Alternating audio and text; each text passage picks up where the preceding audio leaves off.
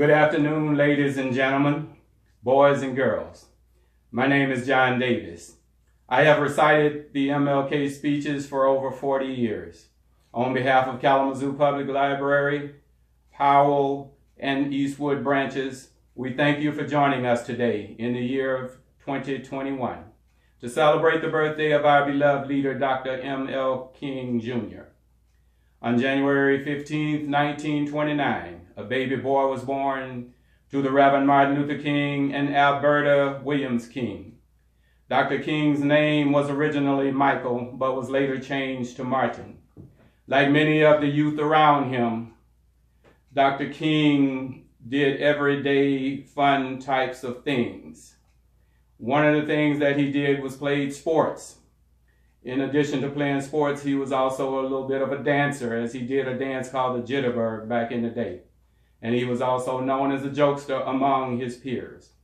Dr. King was also a family man, as he married Coretta Scott King, who became king in 1953, and they had 4 children. Due to his father and grandfather's religious tradition, Dr. King followed in the Baptist tradition.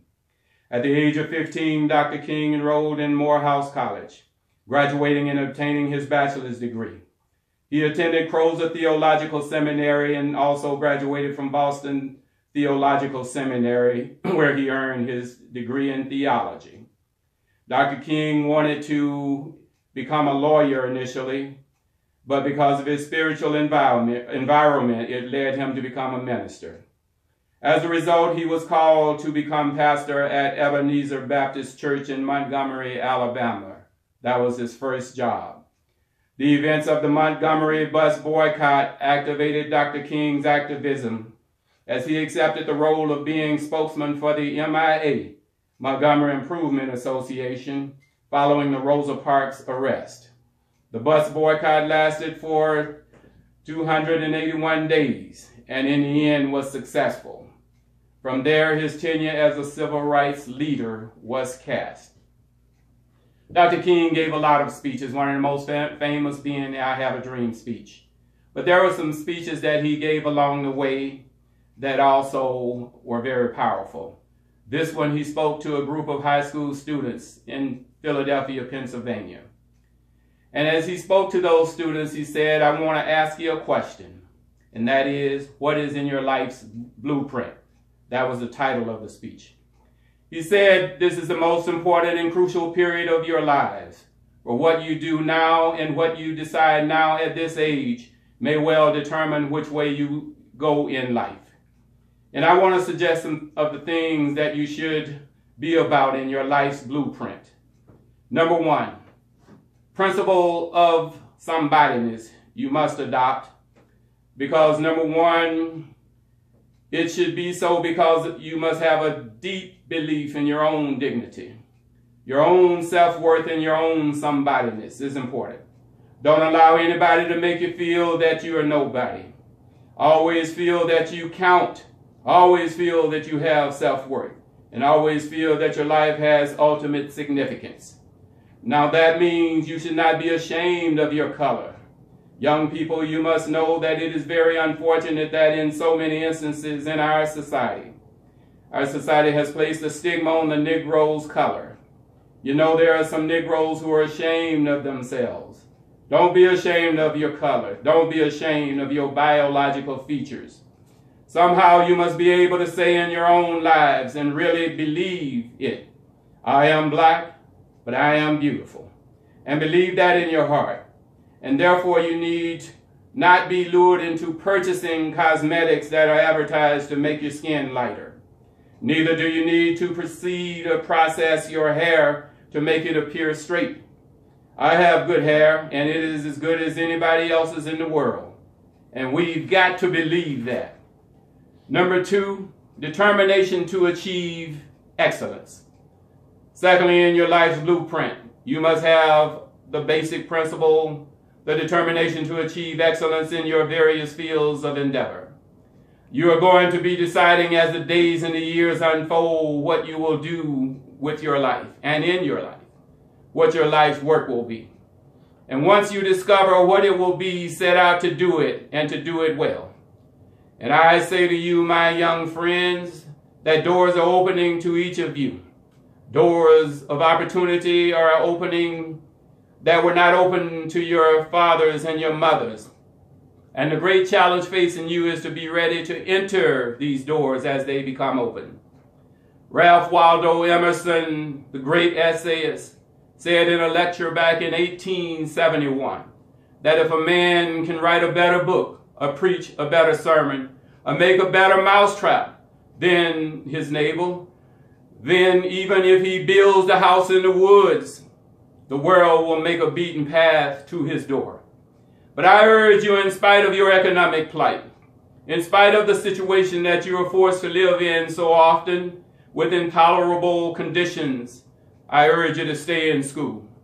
Set out to do a good job and to do that job so well that the living, the dead, the unborn couldn't do it any better. If it falls to you in your lot to be a street sweeper, sweep streets like Michelangelo painted pictures. Sweep streets like Beethoven composed music. Sweep streets like Leontine Price sang before the Metropolitan Opera in New York. And sweep streets like Shakespeare wrote poetry. Sweep streets so well that all the host of heaven and earth will have to pause and say, here lived a great street sweeper who swept his job well. If you can't be a pine on the top of the hill, be a scrub in the valley. Be the best little scrub on the side of the hill. Be a bush if you cannot be a tree. If you can't be a highway, just be a trail. If you can't be the sun, be a star. For it isn't by size that you win or fall, but be the best of whatever you are. We already have some noble examples of black men and women who demonstrated to us that human nature cannot be cataloged. And so from an old slave cabin of Virginia's hills, Booker T. Washington rose up to be one of America's great leaders. He lit a torch in Alabama, and darkness fled from that setting. From a poverty-stricken area of Philadelphia, Pennsylvania, Marian Anderson rose up to be the world's greatest contralto, so that a Toscani could say that a voice like this comes only once in a century. And Sibelius of Finland could say, my roof is too low for such a voice. From crippling circumstances, there came a George Washington Carver to carve for himself an imperishable niche in the annals of science. There was a star in the diplomatic sky. And then came Ralph Bunche, the grandson of a slave preacher, and he reached up and grabbed it and allowed it to shine in his life with all of its scintillating beauty. There was a star in the athletic sky. And then came Jackie Robinson and Willie Mays in their day with their powerful bats and their calm spirits. Then came Jesse Owens with his fleet and dashing feet. Then came Joe Louis and Muhammad Ali with their adjudicated fist. In our day, right now, young people, came Thurgood Marshall, the first black to grace the Supreme Court bench. Also, Althea Gibson, championship tennis player and golfer. Also, Kamala Harris, the first black and the first female vice president of the United States.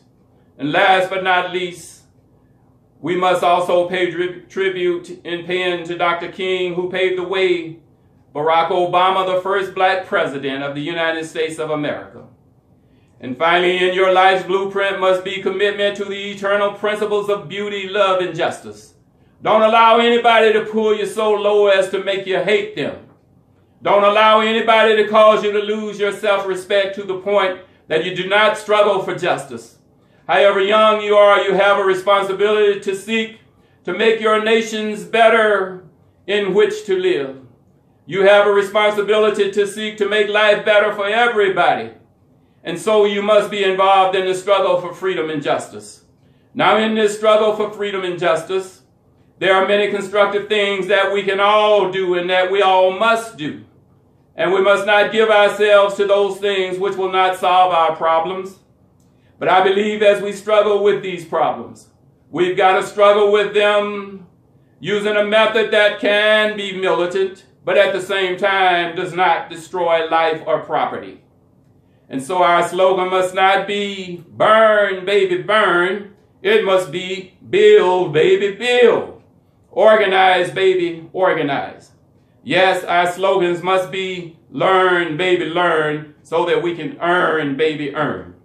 And with a powerful commitment, I believe that we can transform dark yesterdays of injustice into bright tomorrows of justice and humanity. Let us keep going forward toward the goal of selfhood, toward the realization of the dream of brotherhood, and toward the realization of the dream of understanding and goodwill. Let's not let anybody stop us. Well, life for none of us has been a crystal stair, but we must keep moving. We must keep going. If you can't fly, run. If you can't run, walk. If you can't walk, crawl. But by all means, we must keep moving. And at this time, I would like to transition into one of his speeches that also was very prominent. And it was so because it was the last speech he gave.